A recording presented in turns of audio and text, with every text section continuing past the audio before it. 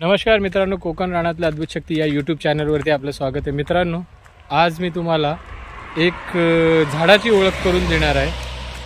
हे जे माझ्या मागे मोठं जे झाड दिसतं, हे झाड आहे एक आपण जे स्वीट्समध्ये चारोळी म्हणून टाकतो।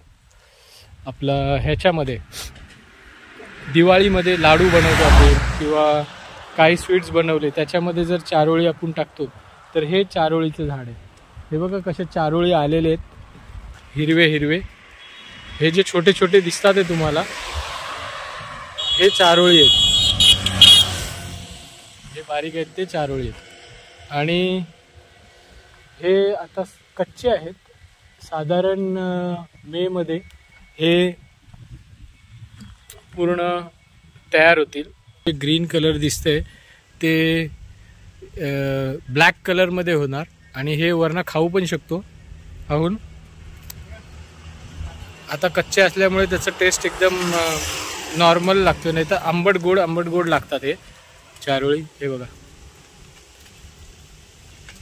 ह्याचा कवर आणि याच्या आतमध्ये ना, याच्या आतमध्ये एक बी असते। ती बी फोडल्यानंतर आतमध्ये चारोळ्या भेटतात आपल्याला। तर ही एक छोटीशी तुम्हाला या झाडाची ओळख द्यायची होती, त्याच्यामुळे मी हा व्हिडिओ बनवला। बघा किती मोठं झाड आहे, चारोळी केवढे बारीक बारीक असतात आणि हे जे झाड आहे हे पूर्ण चारोळीचं झाड आहे आणि खूप मोठं आहे। तुम्हाला लांबून दाखवतो। हे बघा मित्रांनो, किती मोठं आहे चारोळीचं झाड आणि त्याची पानं पण बघा कशी एकदम लांबट गोल आहेत। ही पानं आहेत त्याची आणि पानं एकदम वेल्वेट सारखी आहेत, बदामाच्या पानांसारखी।